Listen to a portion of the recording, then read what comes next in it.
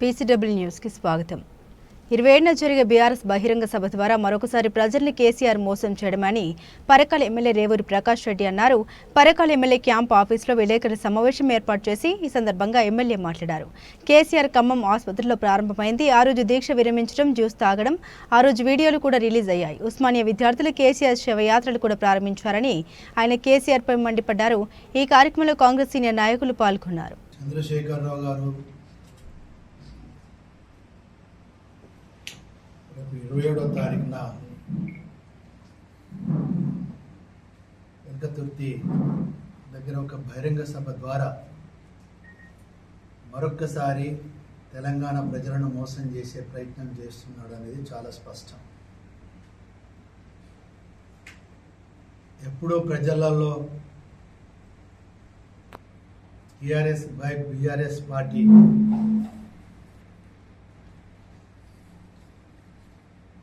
ఇబ్బంది పడే పరిస్థితులు వచ్చినా, నష్టపోతున్నా, పార్టీ దిగజారిపోతుంటే ఏదో ఒక మాటగారితనంతో ప్రజలను మభ్యపుచ్చడం అనేది వాళ్ళకు ఒక ఆనవాయితీగా వస్తున్నది. అంటే ఉద్యమం దగ్గర నుండి కూడా మొదలు పెడితే, మీరు ఆయన దీక్షా కార్యక్రమం దగ్గర నుండి కూడా మొదలు పెడితే ప్రజల్ని ఏ విధంగా మోసం చేసుకుంటూ వచ్చిండో చాలా స్పష్టంగా అర్థమవుతున్నాం. ఖమ్మం ఆసుపత్రిలో ప్రారంభమైంది ఆయన యొక్క మోసపూరితమైన విధానాలు. ఆ రోజు దీక్ష విరమించడం, జ్యూస్ తాగడము, విజువల్స్ కూడా ప్రజలకు వచ్చినాయి. వెంటనే ఉస్మానియా విద్యార్థులు చంద్రశేఖరరావు గారి యొక్క శవయాత్రలు కూడా ప్రారంభించారు. మళ్ళీ హరీష్ రావు గారు, ఆ రోజున్న జయశంకర్ గారు, అదే కోదండరామ్ గారు వెళ్ళి ఇవాళ ఉస్మానియా యూనివర్సిటీలో మీ శవయాత్రలు ప్రారంభమైనాయి, రేపు తెల్లారితే మొత్తం రాష్ట్రం అంతా కూడా మీ శవయాత్రలు ప్రారంభం కావడం ఖాయమని చెప్తే అప్పటికప్పుడు మళ్ళా మాట మార్చి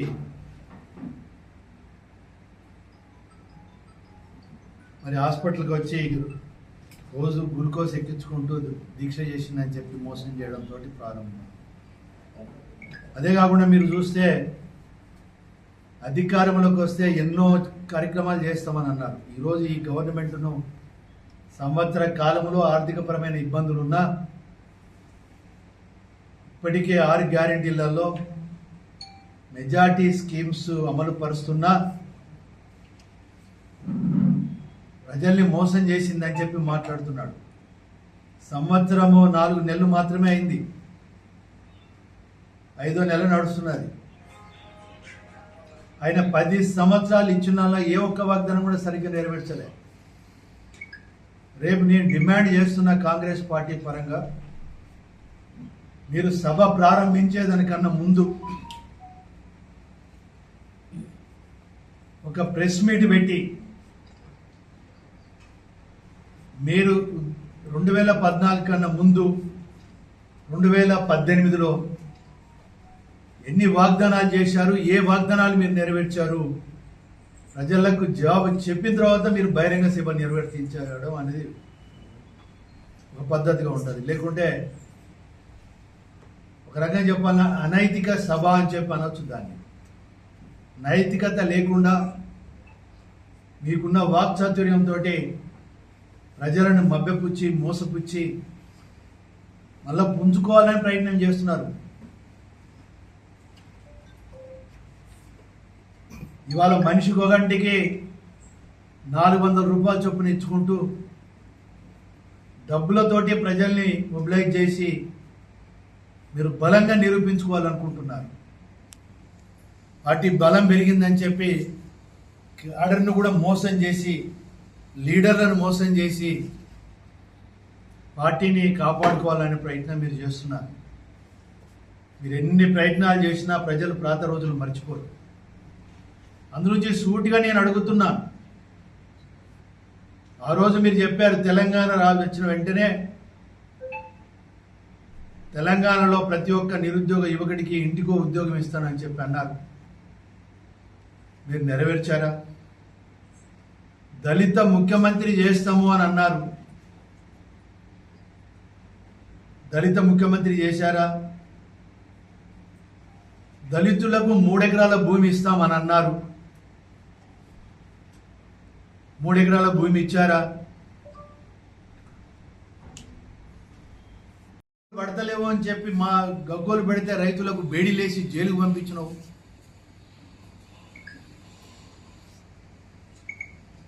విత్తనాల సబ్సిడీలు మొత్తం ఎత్తేసినావు.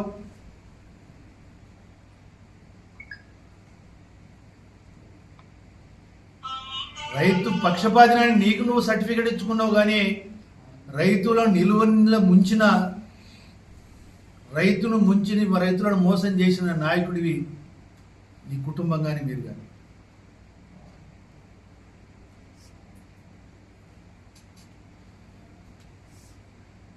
ఇంటికో ఉద్యోగం ఇస్తానని చెప్పి ఎన్ని వేల ఉద్యోగాలు ఇచ్చావు, నోటిఫికేషన్లు ఇస్తావు, మళ్ళీ కోర్టుకు పంపిస్తావు, కోర్టులో కేసులు వేస్తావు, నోటిఫికేషన్లు రద్దు అవుతాయి. పరీక్షలు రాస్తే పేపర్ లీకేజ్లు అవుతాయి. నిరుద్యోగ యువకులు కాళ్ళపై కష్టపడి మనం చదువుకున్నామే అని చెప్పి పరీక్ష రాస్తే నువ్వు రద్దు చేస్తే ఆత్మహత్యలు చేసుకున్న పిల్లలు ఉన్నారు.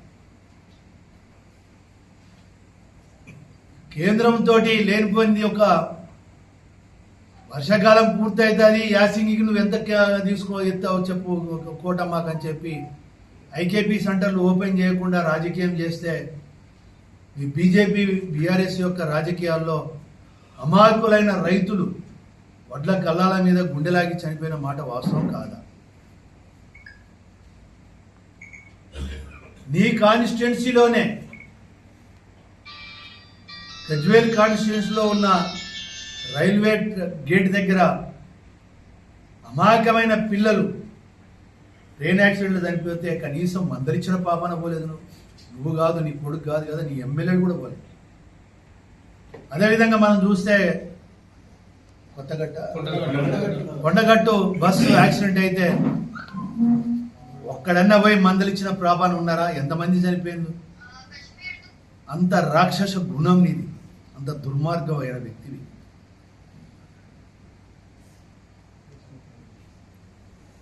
అనారోగ్యంతో ఏదో కారణంతో చనిపోతే రైతు ఆత్మహత్య అని చెప్పి కండవ కప్పి నివాళులు అర్పించడానికి వచ్చినవే.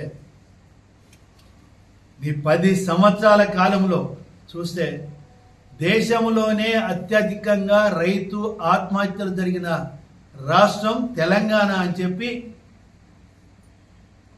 జాతీయ స్థాయిలో ఉన్న స్వయం ప్రతిపత్తి గల వ్యవస్థ ఇచ్చిన సమాచారం, ఇచ్చిన రిపోర్టు.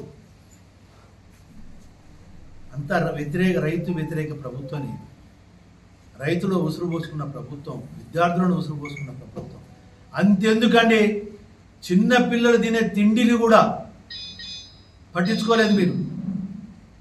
10 సంవత్సరాలలో తిప్పి కొడితే 10% కూడా పెంచలేం మీరు. కానీ సంవత్సర కాలంలో 40% పెంచింది ఈ ప్రభుత్వం. రేవంత్ రెడ్డి గారి యొక్క నాయకత్వంలో 40% డైట్ ఛార్జీలు పెంచాం, 200% కాస్మెటిక్ ఛార్జెస్ పెంచాం. వాళ్ళ ధరణి పేరు చెప్పి భూములు దోసుక తిన్నావు. ఇప్పుడు ఇక మీ భూభారత్ వచ్చింది, దీంతో మీ వ్యవహారం అంతా బయట పెడతాం. 1000 ఎకరాలు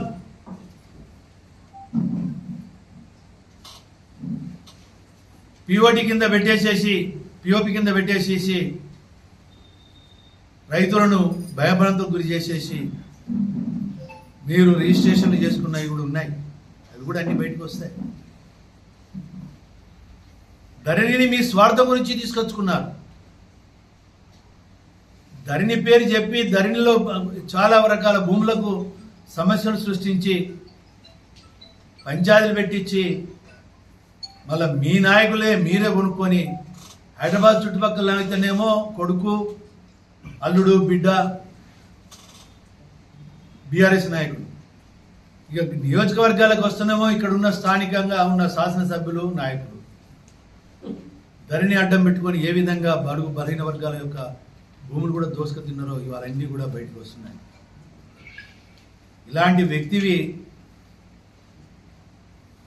మనిషికి 400 రూపాయలు ఇచ్చుకుంటూ అతరు ఏ మీటింగ్కి ఎవరు పెట్టినా పైసలు ఇస్తారా వస్తా అది చూపించి బల్బు కింద చూపించుకోవాలని చూస్తున్నావు. అది బల్బు కాదు. ఇవాళ నేను అడుగుతున్నాను, 1200 కోట్లు ఇవాళ ఖర్చు పెట్టి బహిరంగ సభ పెట్టినవే. ఆ రోజు ఉద్యమం సందర్భంగా అన్నావు నా కాళ్ళకే చెప్పులు సరిగ్గా లేవని మాట్లాడినావు.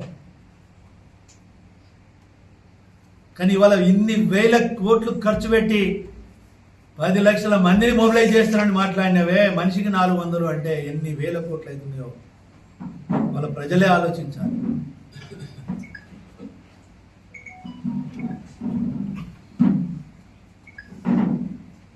వస్తారు డబ్బులు ఇచ్చిన తర్వాత దాంట్లో ఉన్నది. ఇవాళ రేపు కొంచెం హోదాలు కూడా అయిపోవడానికి వచ్చినాయి, ఖాళీగా ఉన్నారు. అది చూయించుకొని నీ బల్బని చూయించుకుంటే మాత్రం ఇవాళ ప్రజలు నమ్మడానికి సిద్ధంగా లేరు. కానీ ఒకటే మేము పార్టీ పరంగా డిమాండ్ చేస్తున్నాం, నేను వేసిన ఈ ప్రశ్నలన్నిటికీ మొదలు జవాబు చెప్పు పత్రికా ముఖంగా, అప్పుడు పోయి సభ పెట్టు. లేదు పత్రికా ముఖంగా కాదు ప్రజల ముఖంగానే సమాధానం చెప్తానంటావా? మొదలు వీటన్నిటికీ జవాబు చెప్పి, దీంట్లో నీ ఒక్కటన్నా కూడా మీ నోటితోటి నాని ముచ్చట నేను ఏమన్నా మాట్లాడితే చెప్పండి, నేను దానికి తప్పొప్పుకోవడానికి సిద్ధమే. 100% ఇవన్నీ మీ నోటి నుండి వచ్చిన పలుకులే నేను మీ ముందు పెడుతున్నాను. వరంగల్ను న్యూయార్క్ చేస్తానంటావు, కరీంనగర్నేమో డల్లాస్ చేస్తానంటావు. 2015 జనవరి వచ్చి 3 రాత్రులు 3 పగళ్ళు ఉండి కరీంనగర్ను మొత్తం ఇల్లు కొట్టేసేసి 2 పడకల ఇల్లు కట్టుతావు, నేను వస్తా దావత్ ఇత్తి అంటావు. కరీంనగర్ దగ్గరికి రా, నువ్వు మాట్లాడిన ప్లేస్ దగ్గరికి మళ్ళీ వచ్చి జవాబు చెప్పు. 2 పడకల ఇల్లు ఇచ్చినావా? దావత్ ఇచ్చినా వాళ్ళు నీకు? నువ్వు వచ్చి దావత్ తీసుకున్నావా? అదే తెలుస్తుంది అడిగి వస్తే. ఎస్, ఇవాళ మాకు ఆర్థికపరమైన ఇబ్బందులు ఉన్నాయి. 100 రోజులలో ఇస్తున్నాను మాట వాస్తవం, కానీ ఒక్కొక్కటి నెరవేరుస్తున్నాం. ఇవాళ మహిళలకు ఉచిత బస్ సౌకర్యం ఇచ్చినాం, 200 యూనిట్ల కరెంటు ఉచితంగా ఇస్తున్నాం, 500 రూపాయల గ్యాస్ సిలిండర్ ఇస్తున్నాం, 2 లక్షల లోపల ఉన్న రైతులకు రుణమాఫీ చేసినాం 2 లక్షలు, వడ్లకు బోనస్ ఇస్తున్నాం 500, సన్న వడ్లకు బోనస్ ఇస్తున్నాం. అదే నువ్వు చూసినావు ఇవాళ కాళేశ్వరం ప్రాజెక్టు మొత్తం సస్యశ్యామలం చేస్తుందని అన్నారు. ఇవాళ నేను అడుగుతున్న కాళేశ్వరం ప్రాజెక్టు ఎవడబ్బా సొమ్ము? ఇవాళ నీ ఆ రోజున్న ఇంజనీర్లే, ఆ రోజున్న సెక్రటరీసే చెప్తున్నారు దానికి డిజైన్లు మాయ కాదు, దాని రూపకల్పన మేం కాదు, చంద్రశేఖరరావే దాని రూపకర్త, దాని కార్యనిర్వాహక వ్యక్తి. ఇవాళ నువ్వు తప్పించుకోవాలని ప్రయత్నం చేస్తున్నావే. అప్పుడేమన్నావు? బస్తాలేసి నీళ్లు వారియొచ్చు అని అన్నావు. సిగ్గుండాలే ఇంకా మాట్లాడడానికి, నువ్వు ఇవాళ పబ్లిక్లో రావడానికి. బస్తాలేసి నీళ్లు వారియొచ్చు, కాంగ్రెస్ వాళ్ళు మమ్మల్ని బదనం చేయడానికి మోసం చేస్తున్నారన్నారు. ఇవాళ జాతీయ స్థాయిలో వచ్చిన మేధావులు చేసి ఇవాళ ఆ ప్రాజెక్టులు అసలు ఏ విధంగా రిపేర్ చేయాలనో అర్థమైతలేదు అనే పరిస్థితికి వచ్చింది. ఇవాళ పేపర్లో కూడా వచ్చినాయి, నిన్న మొన్న 3 రోజుల పేపర్లో కూడా వస్తున్నాయి వాటి గురించి. ఏ ముఖం పెట్టుకొని అంటే సిగ్గు శరం ఏమీ లేదు కనుక పబ్లిక్లోకి వచ్చి మళ్ళీ డబ్బులతోటి ఇది పెట్టేసి మొబిలైజ్ చేసుకొని చెప్పాలని ప్రయత్నం చేస్తున్నాం. ఇవాళ మిషన్ భగీరథ నీళ్ళు సక్రమంగా వస్తున్నాయా? ఎక్కడ సక్రమంగా రావడం లేదు. అలాంటి ప్రాజెక్టులను పెద్ద భూతద్దులు పెట్టి చూపించి ప్రపంచంలోనే 9వ వింత అన్నావు కాళేశ్వరం ప్రాజెక్టు. అన్నవా లేదా? వాళ్ళ 9వ వింతనా లేకుంటే ఏ విధంగా ఉన్నది? అదే నెహ్రూ కాలంలో కట్టిన నాగార్జున సాగర్ కానీ శ్రీశైలం కానీ 10 సంవత్సరాల కింద శ్రీశైలంలో వచ్చిన వరద 100 సంవత్సరాల రాని వరద వస్తే కూడా శ్రీశైలం ఉన్న నాగార్జున సాగర్ 2 తట్టుకున్నాయి. నీటికెళ్ళి నీళ్లు దొర్లినాయి, ఫుల్ ట్యాంక్ లెవెల్ దాటి ప్రాజెక్టు మీదకెళ్ళి నీళ్లు దొర్లినాయి. ఇంత కూడా చెక్కు చెదరలే. 1,25,000 కోట్లతోటి గడితేరా ఇవాళ కాళేశ్వరం ప్రాజెక్టు పనికిరాకుండా పోయింది. రేపు పొద్దున ఏంటి పరిస్థితి అర్థం కాని అగమైన గోచర్లో ఉన్నాయి. నువ్వు మాట్లాడే నైతిక హక్కు ఇక్కడిది. ఇవాళ ఇచ్చినా మేము 2 పడగల ఇండ్లు ఇస్తున్నాం, కడతాం. 20 లక్షల ఇండ్లు కట్టి చూపిస్తాం. ఇవాళ 60,000 ఉద్యోగాల పైన ఇచ్చినాం. మళ్ళీ ఇప్పుడు 1-2 నెలల లోపల మళ్ళీ నోటిఫికేషన్ వస్తుంది. దగ్గర 10,000 పైన ఉద్యోగాలకు. ఇవాళ మేము షెడ్యూల్ ఇచ్చి మేము ఉద్యోగ రిక్రూట్మెంట్ చేస్తున్నాం. కనీసం ఉద్యోగస్తులకు జీతాలు సక్రమంగా ఇవ్వలేకపోయినావు. 15వ తారీఖు వరకు కూడా జీతాలు ఇవ్వకుంటే ఉద్యోగస్తులు మొత్తము బ్యాంకులలో ఎగదేవేత ఖాతాదారుల కింద పడ్డారు. ఇవాళ 1వ తారీఖు ఇస్తున్నాం ఉద్యోగస్తులకు. అంచెలంచెలుగా కాంట్రాక్ట్ లేబర్ కూడా ఇవ్వబోతున్నాం, కాంట్రాక్ట్ ఎంప్లాయీస్ కూడా ఇవ్వబోతున్నాం. మొన్ననే ప్రకటన చేసినాం. ఈ 1వ తారీఖు నుండి, మే 1వ తారీఖు నుండి కొన్ని వింగ్లకు కాంట్రాక్ట్ వాళ్ళకు కూడా 100% ఫస్ట్ తారీఖు నాడు సాలరీస్ ఇచ్చే వ్యవస్థ తీసుకుంటున్నాం. బాగు చేస్తున్నాం. మీరంతా నాశనం చేసిపోయారు. ఇప్పుడు మేము రిపేర్ చేస్తున్నాం. అరే నీ ముఖానికి 10 సంవత్సరాలలో ఏమైనా తీసుకురాగినవా? సంవత్సర కాలంలో 1,72,000 కోట్లు ఫారెన్ ఇన్వెస్టర్స్ను పట్టుకొచ్చారు. మన జపాన్ పోయి కనీసం 11,000 కోట్ల ఇన్వెస్టర్స్ను పట్టుకొచ్చారు. అది రేవంత్ రెడ్డి గారి యొక్క నాయకత్వం అంటే. ఇది వాస్తవం కాదా, అబద్ధమా? సంవత్సర కాలంలో కూడా 1,70,000 కోట్లు మన జపాన్కి పోయి దగ్గర 10,000 చిల్లర 11,000 కోట్లు ఇన్వెస్టర్స్. ఇవాళ ఈ ప్రభుత్వం మీద ఒక విశ్వాసం, నమ్మకం, ఈ ప్రభుత్వం ఇచ్చిన మాట కట్టుబడుతుందని చెప్పి ఒక నమ్మకంతో ఇవాళ వస్తున్నారు వాళ్ళు. ఈ 10 సంవత్సరాలలో తీసుకొచ్చిన వాళ్ళు తిప్పి కొడితే 40,000 కోట్లు కూడా దాటలేము. ఇది వాళ్ళ సంవత్సరంలోనే ఇప్పుడు మొన్న వచ్చిన వాటితో చూసుకుంటే 1,85,000 కోట్ల వరకు రామారాణి. అంటే ఇంకా మిగిలిన 3.5 సంవత్సరంలో ఎన్ని తీసుకొస్తారో మీరు ఒకసారి ఆలోచించండి. ఎంత దుర్మార్గమైన ఆలోచన అంటే మీది. హైడ్రా అని చెప్పి ప్రభుత్వ భూములను కాపాడాలి, చెరువులను పునరుద్ధరించాలి, చెరువులలో అనధికారికంగా ఆక్యుపై చేసుకునే వాళ్ళని వికెట్ చేయించి పర్యావరణాన్ని పరిరక్షించాలని ప్రయత్నం చేస్తే దాన్ని అడ్డుకుంటాం. ఇవాళ మూసీ పక్షాన ద్వారా హైదరాబాద్ సిటీకి ఒక ఇంటర్నేషనల్ లెవెల్లో ఒక గుర్తింపు వచ్చటం వలన ఇన్వెస్టర్స్ వస్తారు, రాష్ట్ర ఆదాయం పెరుగుతుంది, ఆ ఆదాయం ప్రజలకు పంచిపెట్టవచ్చు అని చెప్పి ఆలోచన చేస్తే దాన్ని అడ్డుకుంటాం. మొన్న హైదరాబాద్ సెంట్రల్ యూనివర్సిటీ పక్కన ఉన్న 400 ఎకరాలు కంచె భూమి హైకోర్టు ఇది ప్రభుత్వ భూమి అని ఇస్తే దాంట్లో ఇన్వెస్టర్స్ని తీసుకొచ్చి డెవలప్మెంట్ చూద్దామని చెప్పి అంటే ఫేక్ ఏఐ తోటి, ఏఐ అంటే ఇది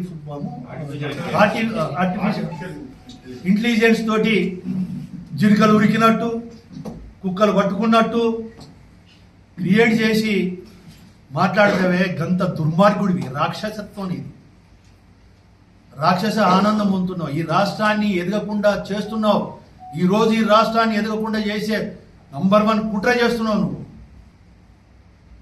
ఇవాళ 400 ఎకరాలంటే ఫారెన్ ఇన్వెస్టర్స్ వస్తే ఎంత ఆర్థికంగా పెరుగుతుంది ఈ రాష్ట్రం. ఇవాళ రియల్ ఎస్టేట్ పోయింది గవర్నమెంట్ వచ్చిన తర్వాత అంటారు, కానీ ఇవాళ రియల్ ఎస్టేట్ సంబంధించిన రిజిస్ట్రేషన్ వాల్యూస్ చూసుకోండి ఒకసారి, రెవెన్యూ చూడండి. ఇన్ని ఇబ్బందికరమైన పరిస్థితుల్లో కూడా డెవలప్ చేయాలని చూస్తుంటే, అటు 4th సిటీని డెవలప్ చేయాలని చూస్తే ఆడ కోట్ల కేసు వేస్తాడు.